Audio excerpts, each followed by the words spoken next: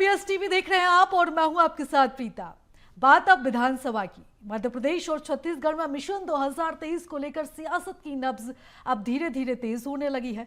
सियासत के इस महासमर की तैयारियों के बीच मतदाता अपने उस सियासी मूड को तैयार कर रहा है जो मिशन 2023 में पार्टियों और उम्मीदवारों का भाग्य तय करेगा। बीएस टीवी मध्य प्रदेश और छत्तीसगढ़ की हर विधानसभा सीट पर पहुंचकर हम वहां के जनता के मुद्दों को आपके सामने रख रहे हैं और वहीं अभी तक क्या वहां पर हो रहा है, क्या वहां के राजनीतिक समीकरण है, इसको भी विस्तार से समझाएंगे।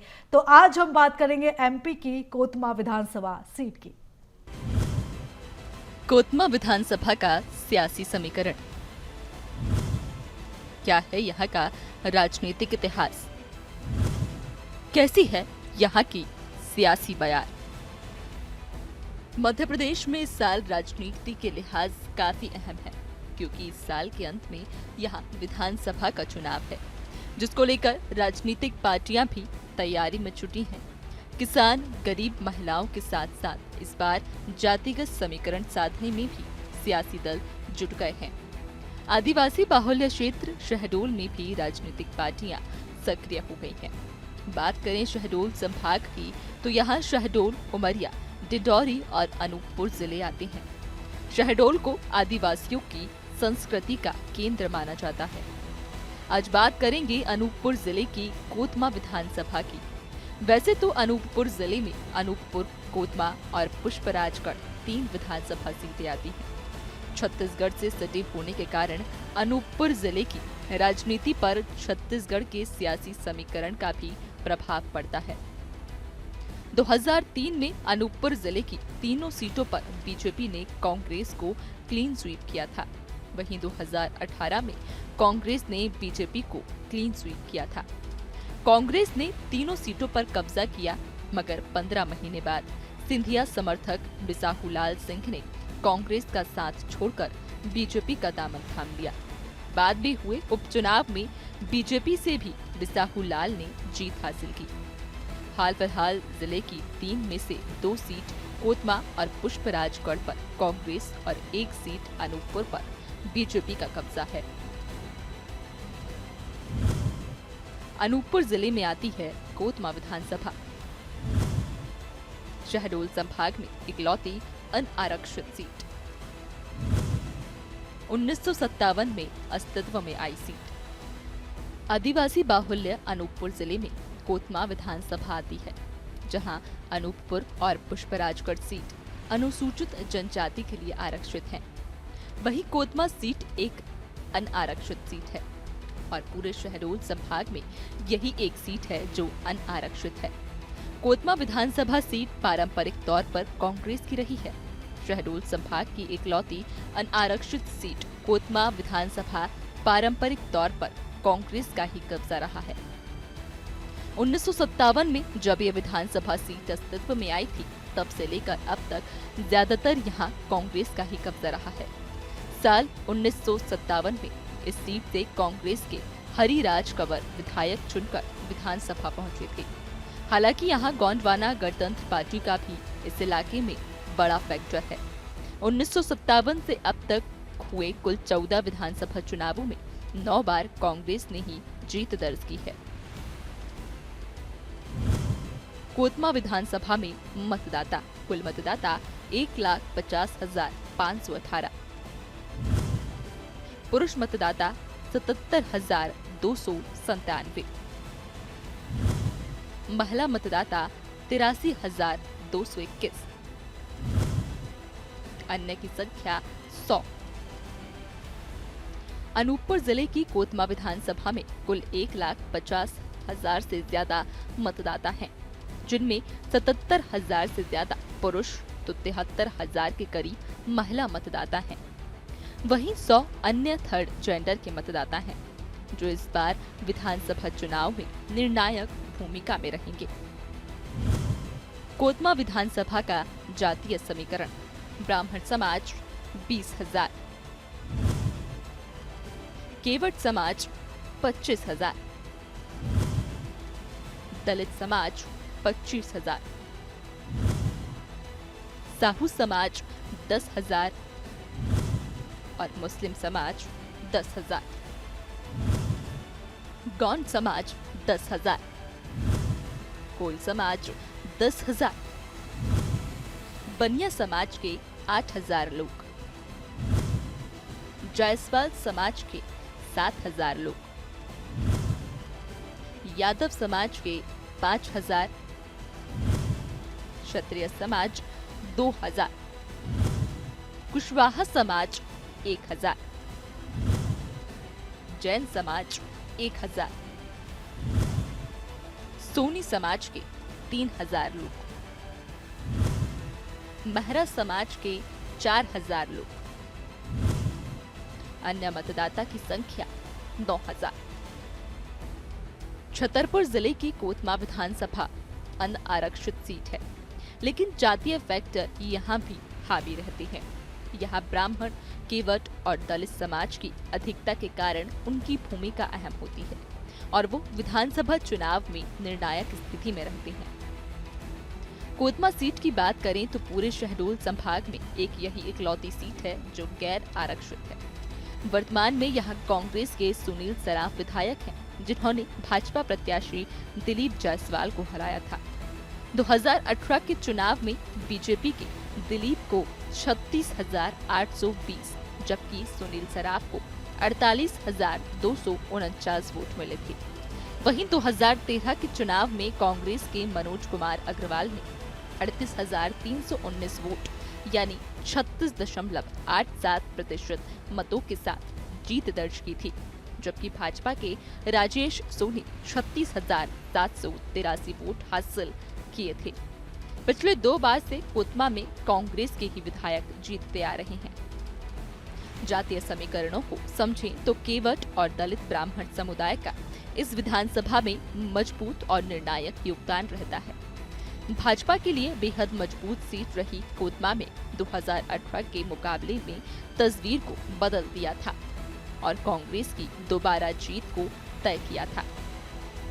बेशक लगभग 12,000 के आंकड़े के साथ में कांग्रेस ने इस विधानसभा सीट से जीत दर्ज की थी और विधायक पद पर उम्मीदवार रहे सुनील सराफ को भाजपा से वॉक ओवर सा मिल गया था, लेकिन इस बार उनके लिए भी राह आसान नहीं है।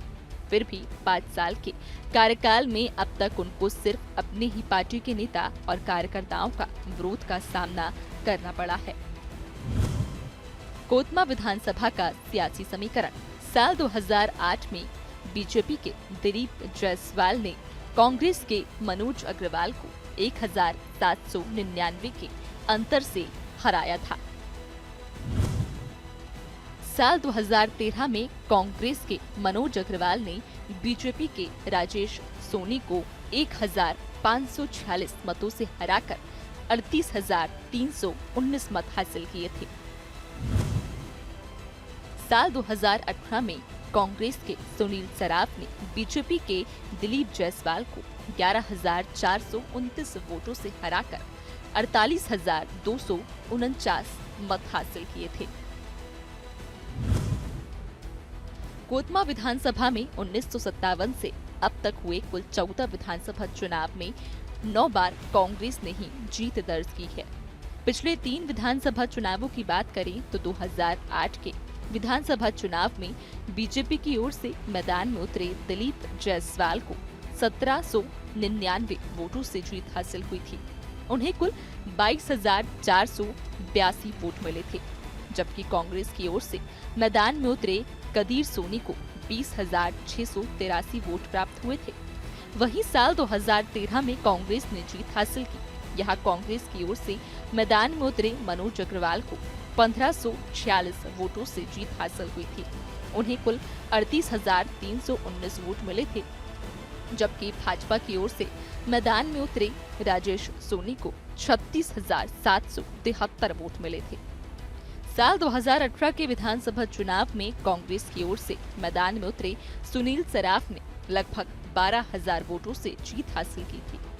उन्हें 48,249 वोट प्राप्त हुए थे, जबकि उनके निकटतम प्रतिद्वंदी पूर्व विधायक दिलीप जायसवाल को 36,820 वोट मिले थे। कोल माइंस बाहुल क्षेत्र है और यहाँ खदानें धीरे धीरे बंद हो रही हैं।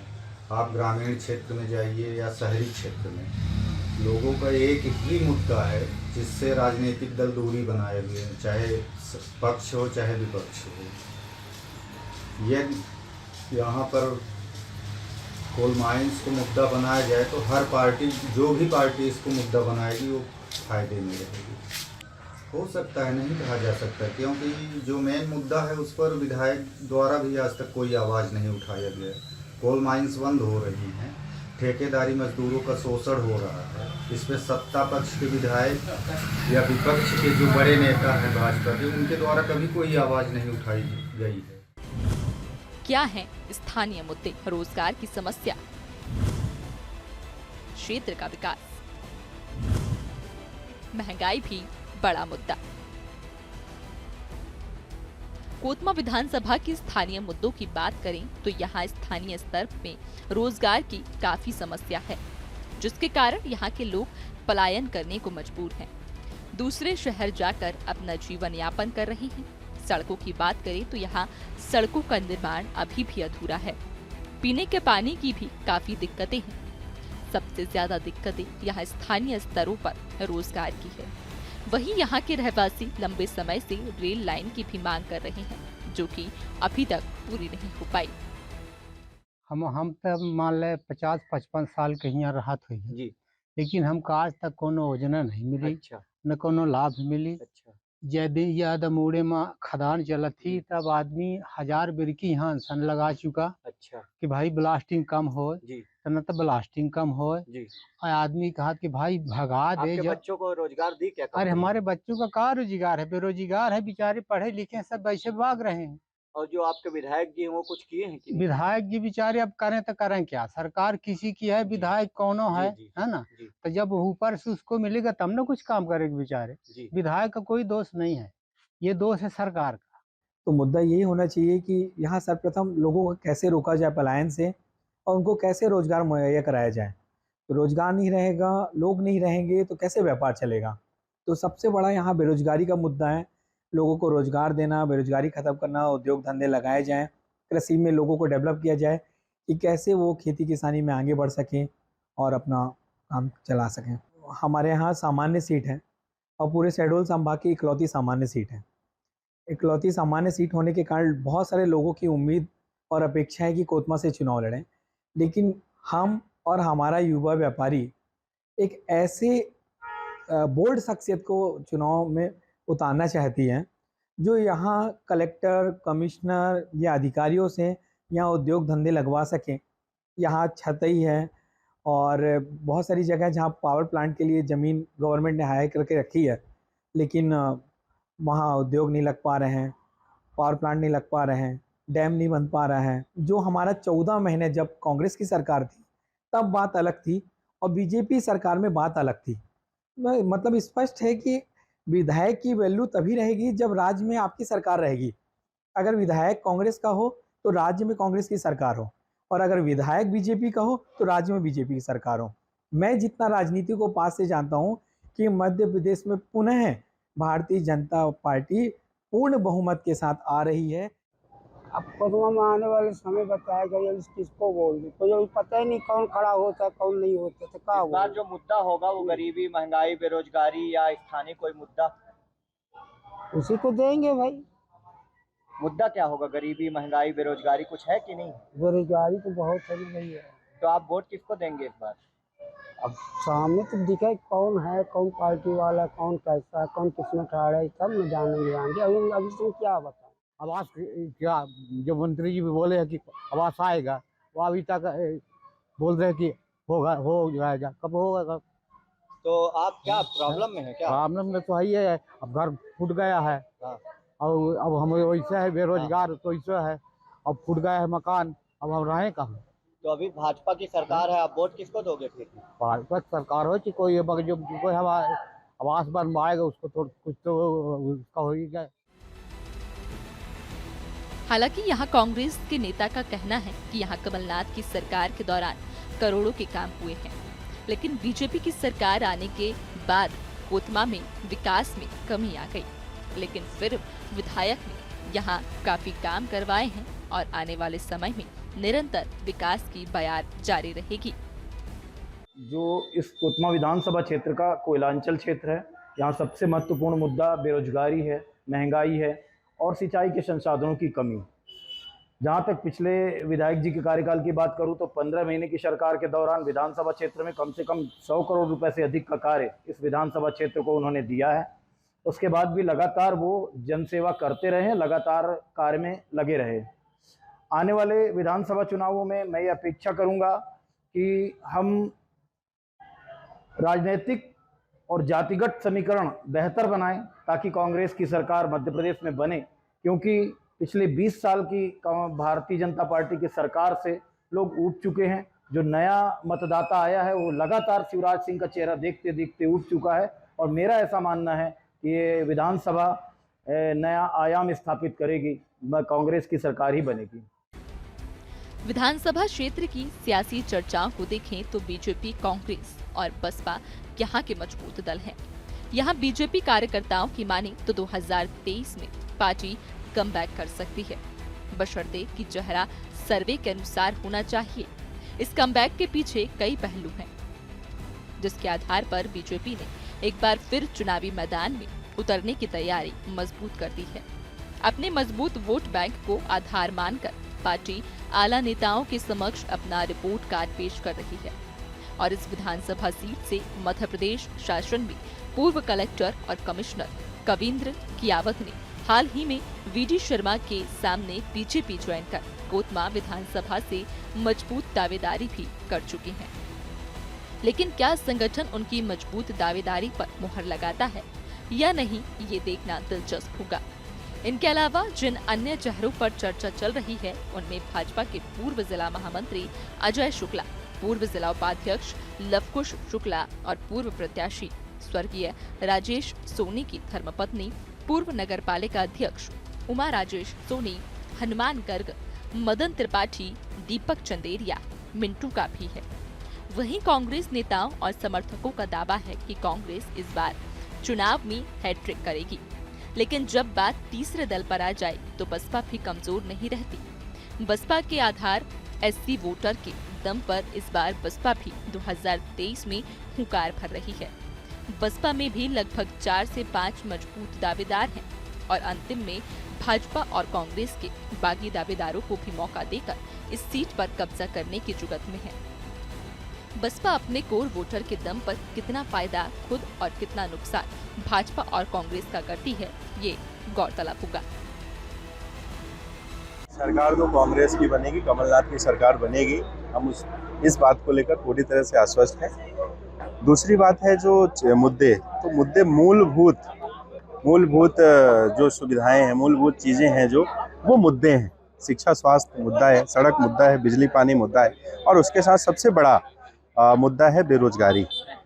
स्थानीय युवाओं में बेरोजगारी का दंश स्थानीय युवा झेल रहा है, तो बेरोजगारी एक बहुत बड़ा मुद्दा है। हम उस बात को लेकर चुनाव में जाएंगे और चुनाव लड़ेंगे और जीतेंगे और कमलनाथ जी की सरकार। आपके विधायक थे, आपके विधायकों ने क्या किया इससे? सबकी अपनी कार्य क्षमता होती, किसी की वर्किंग कैपेसिटी पे सवाल नहीं उठाना चाहिए। उनके हिसाब से जो उचित लगा उनने किया और उससे बेहतर आगे काम होंगे। कि इस बार हमारी सरकार जिस रणनीति से विधानसभा चुनाव में उतर रही है, भारतीय जनता पार्टी को जीत तो निश्चित मिलेगी, पर कहीं ना कहीं लोगों के बीच एक कसमकस की बात है। अगर भारतीय जनता पार्टी एक अच्छा चेहरा या नया चेहरा लेके नहीं उतरती है तो जीतने में कठिनाई तो होगी कहीं ना कहीं, और पार्टी को चाहिए इस विषय में विशेष रूप से सोचे और एक अच्छा चेहरा लेके आए जिससे कोतमा विधानसभा को जीत सके।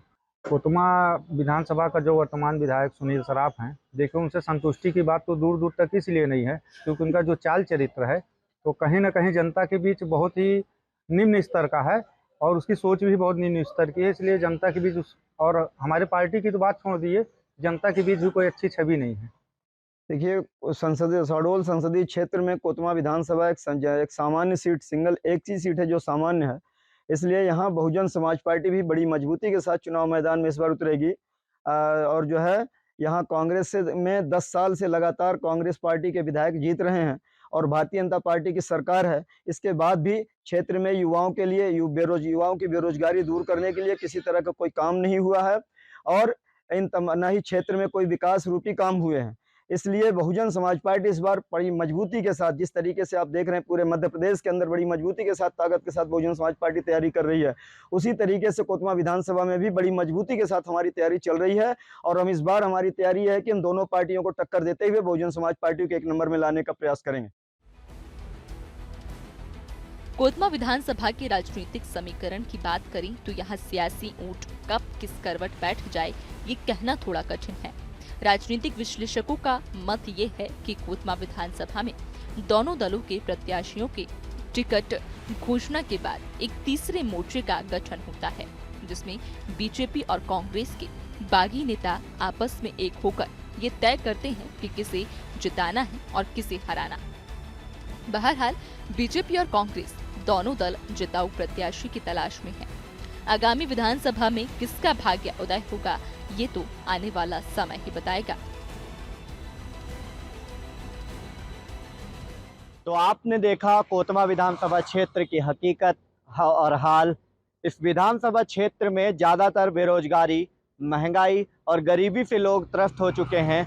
यहाँ की जो जीवनदायिनी नदी है वो केवई नदी है। सिंचाई के साधन कम हैं। यहाँ पर लगातार 2 बार से कांग्रेस के विधायक थे और भारतीय जनता पार्टी की 18 साल सरकार थी। दोनों ही सरकारों से कहीं ना कहीं यहाँ के लोगों की जो उम्मीदें थी उस उम्मीदों पे पानी फिरता हुआ नजर आया है। बहरहाल 2023 का विधानसभा तय करेगा कि इस क्षेत्र का अगला विधायक कौन होगा, यहाँ से सरकार किसकी बनेगी, सरकार में किसका योगदान होगा। अनूपपुर से BSTV के लिए बिलाल अहमद।